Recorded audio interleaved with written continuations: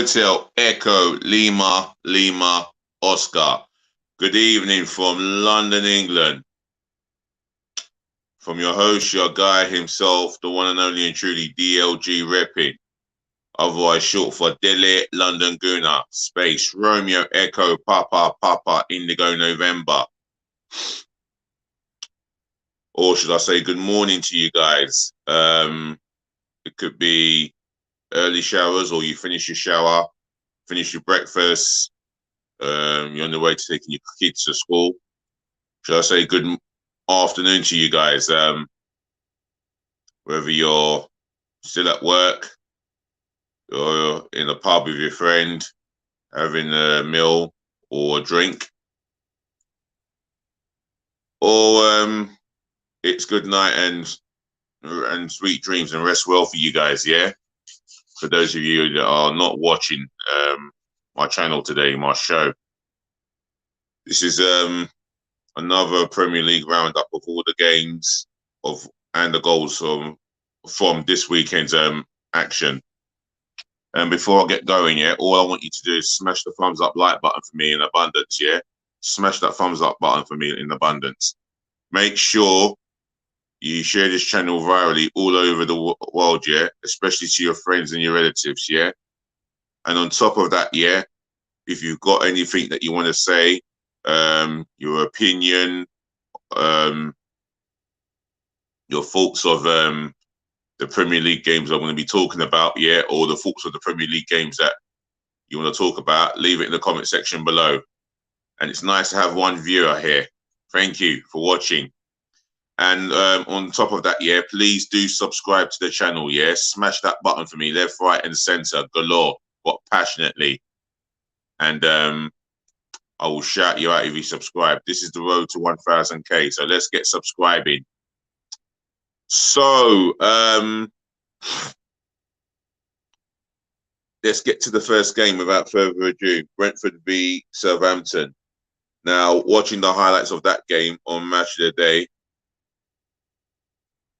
looks like it looked like Brentford were on the front foot. They wanted it more. They were threatening from set pieces, and well, you could see when they scored their first goal. Janssen got the goal, and a minute later, Wissa launched onto a nice through ball from I think it was a defender, and he took his goal very well. Nice finish by Wissa. Their third goal was typical Brentford. I think it was a set piece delivery or cross delivery, and I think I've forgotten his name, but he got the goal. Southampton were more or less all over the shop. They looked like the team that were on holiday, and I understand it is towards the business end of the season. So yeah, I think they're getting their passports ready for a pre-season holiday already. Other than that, it finished Brentford 3, Southampton 0.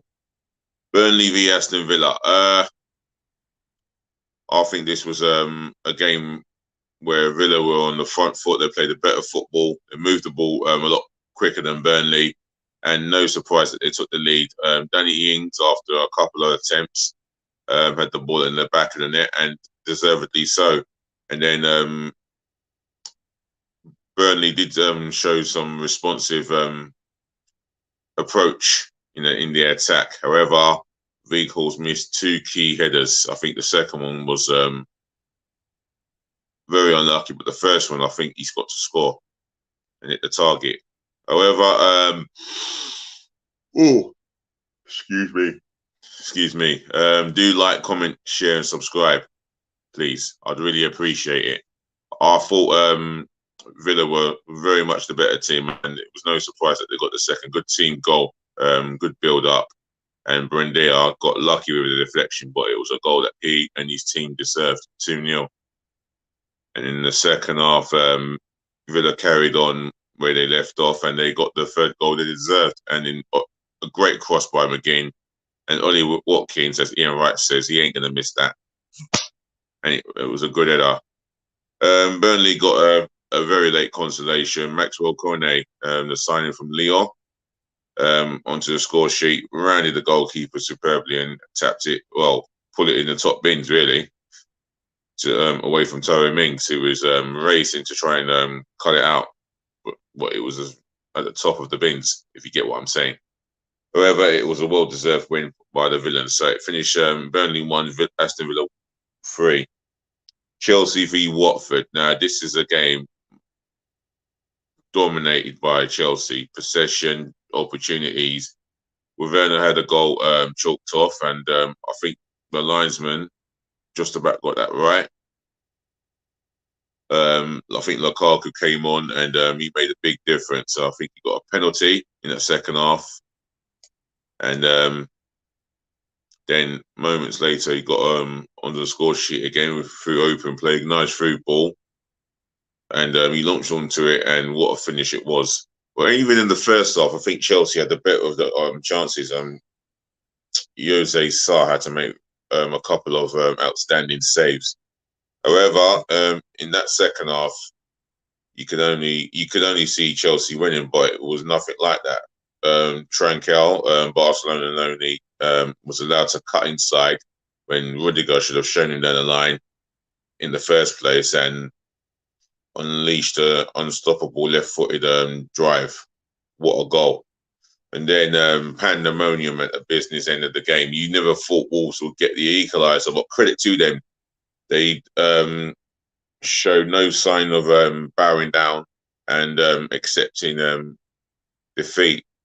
They attacked Chelsea. Cross comes in, and Cody Connor, Captain Marvellous of Wolverhampton Wanderers, gets the equaliser. And the away fans are going, they're going all berserk. And you can imagine why, because they've just rescued a vital point. Well, a good point, should I say. However, it finished Chelsea 2, Wolverhampton Wanderers 2. Crystal Palace v Watford. Now, this is a game that Watford had to win. And basing it on the first half, I think Palace were in the ascendancy on the front foot.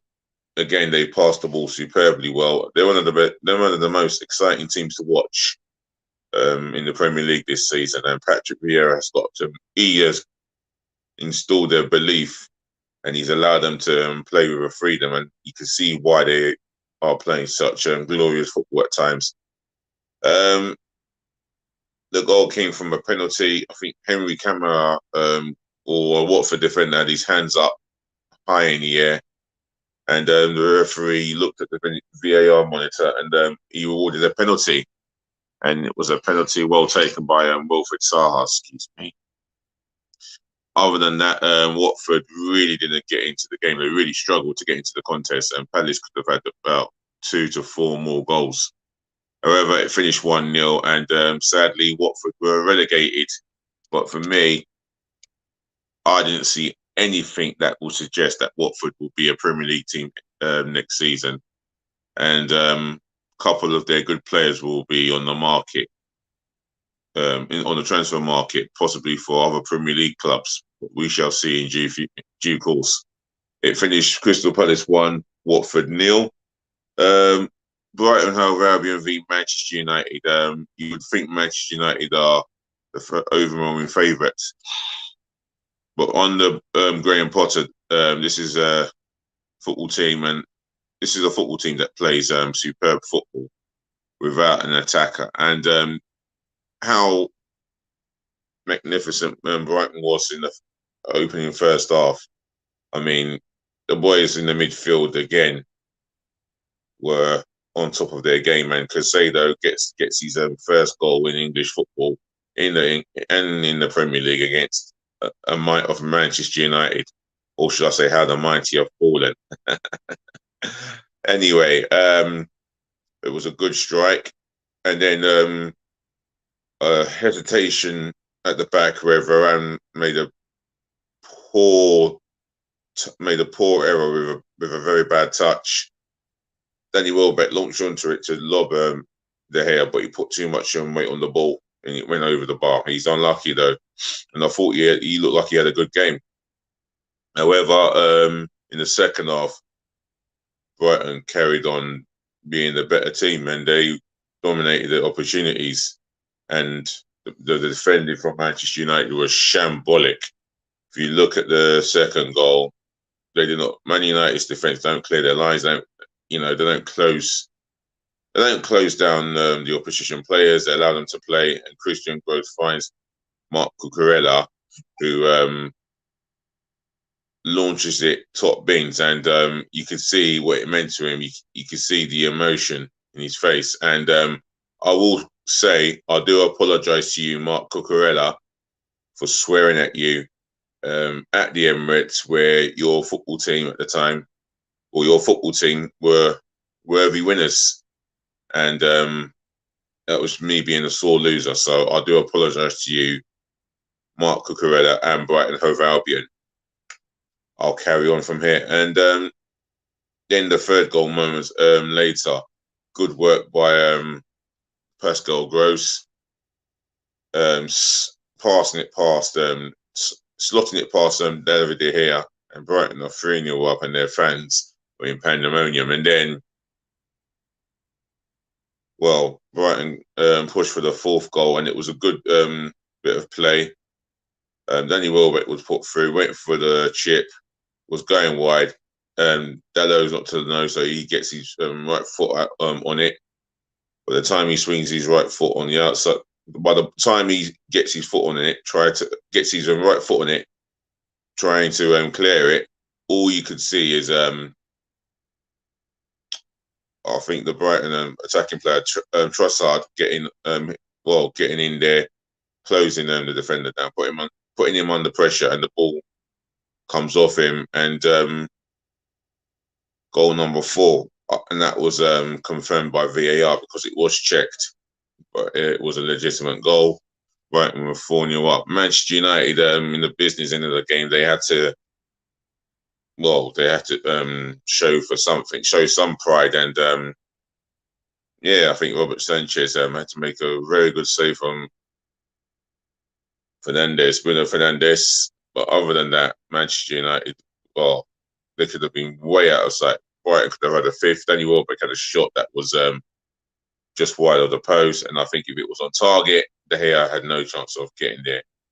And there was another opportunity for Brighton to get that fifth goal. So, you're looking at Brighton possibly getting 6 goals against Manchester United.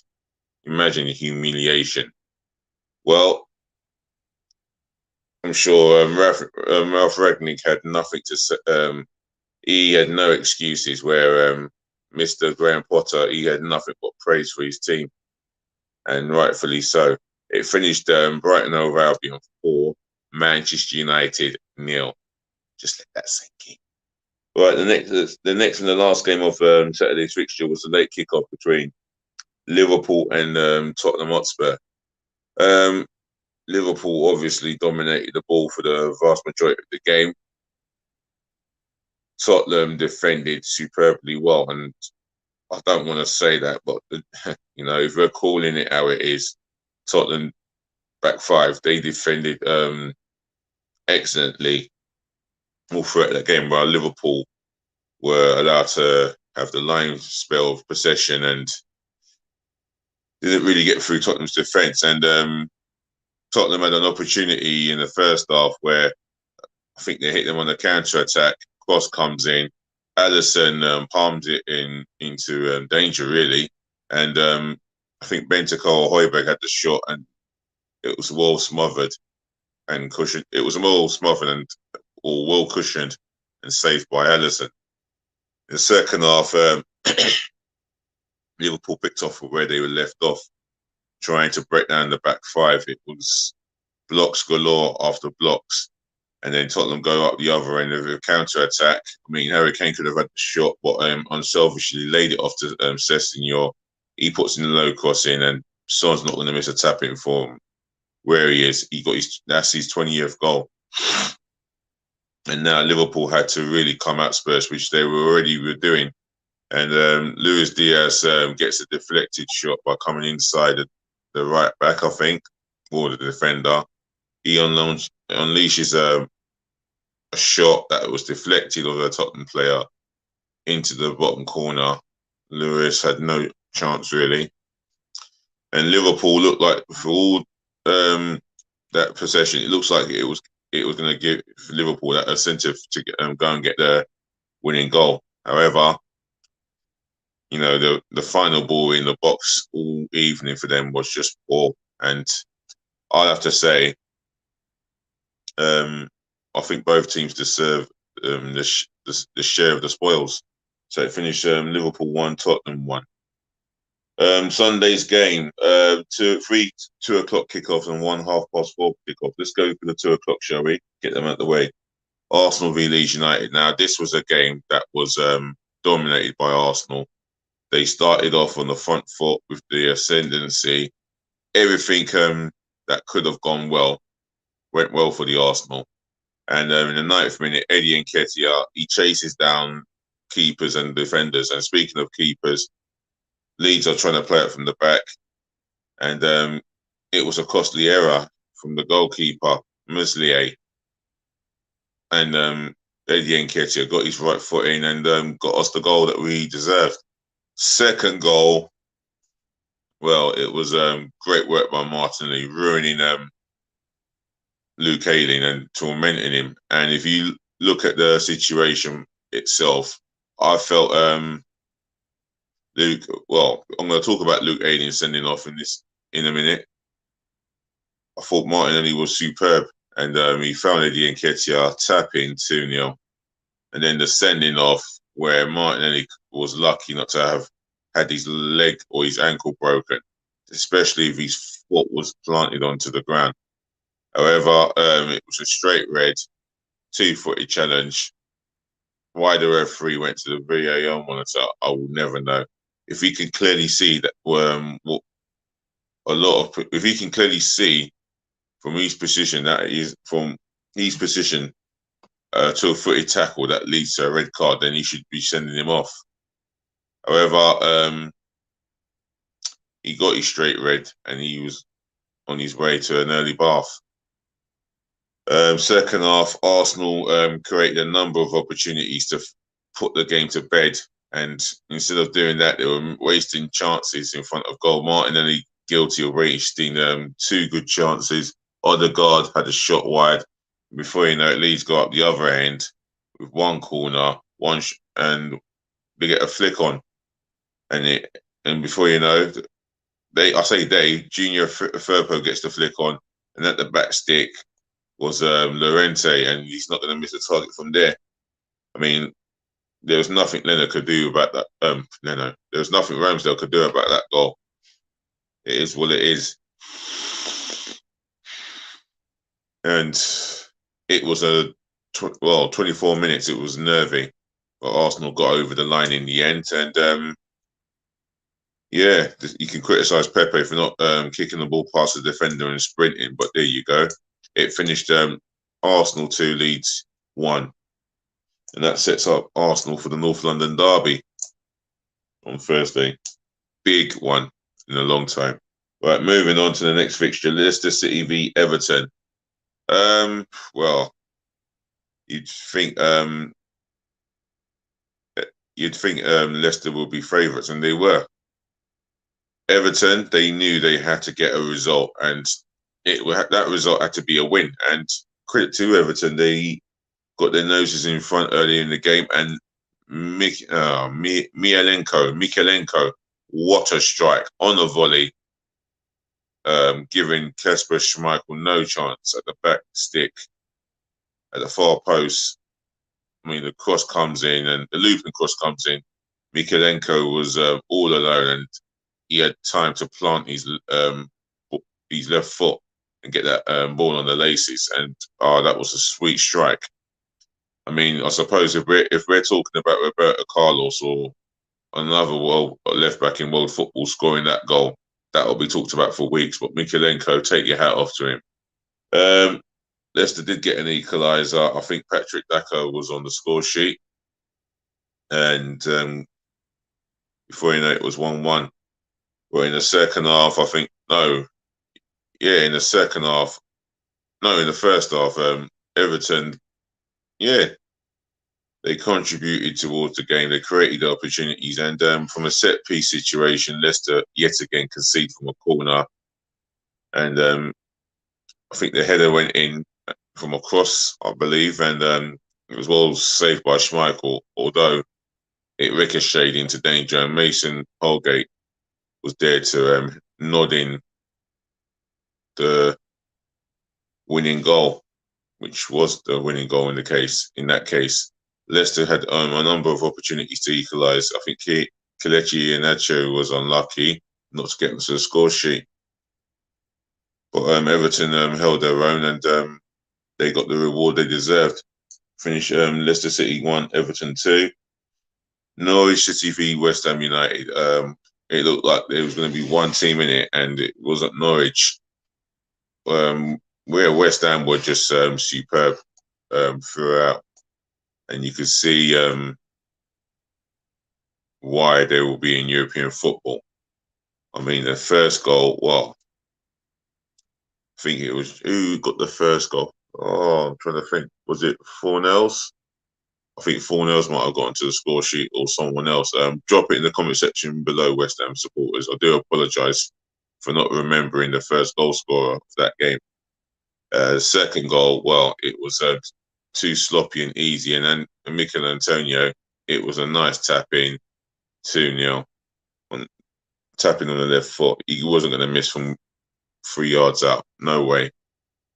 The third goal, well, it just sums up Norwich, and I can't remember how it was scored, but West Ham fans, if you're there, drop it in the comment section below, because I thought the third goal was of Norwich's doing, and the fourth goal, well, sums up why Norwich are a championship side. West Ham showed no mercy on them, that's for sure, and they got the 3 points that they truly deserve. They finish Norwich City 0, West Ham United 4. Last game of the roundup before I wrap this up is Man City v Newcastle. First 10 to 15, well, first 10 to 15 minutes, Newcastle could have possibly had a lead. Chris Wood missing a header that he should be doing better at, and then the other chance came. The other couple of chances came to Man City. Consejo missing a Gilchrist chance, and I think De Bruyne or a Man City player missing a Gilchrist chance at the other end. However, Man City got their reward, this time Consejo being the provider, and Raheem Sterling, what a header, 1-0. And then 1-0 became 2-0. Oh, who's the Man City second goal scorer? Where I saw it. Oh, I don't even know if it came. Yeah, it came in the first half, I believe. Phil Foden, I believe, he got the second goal. But if I'm wrong, drop it in the comment section below. It was a well-worked goal, and well done to Foden, I believe. The third goal, well, used of Man City class, I believe. I think Sterling might have had a couple. I might be wrong there. No, Laporte. That's it, Laporte. I think Laporte got the second goal. And then in the second half, Man City continued where they left off and scoring a third that they deserved. I think Foden was on the score sheet. And a fourth goal, well, I think Diaz, mate. I think Ruben Diaz got onto the score sheet, but I'm not entirely too sure. Man City fans, leave it in the comment section below, please. And the fifth goal, Raheem Sterling, that was it. He got the fifth goal. It was a well-worked goal in stoppage time as well. Man City still kept playing their football, no matter what time it was. So it finished Manchester City 5, Newcastle United 0. And that is the end of the roundup. So allow me to wrap it up and say, ladies and gentlemen, to the boys, to the girls, thank you for listening. Thank you for tuning in. Thank you for watching. As I always say, saving the best to last. Thank you so much for putting up with me. I fully, really appreciate it. Look after your friends. Look after your families. Look after yourselves. Peace, love, and bless again. Until next time, DLG repping. We'll talk again. And before I go, I just want to remind you to like, comment, share, and subscribe. Thank you so much for listening. Thank you so much for tuning in.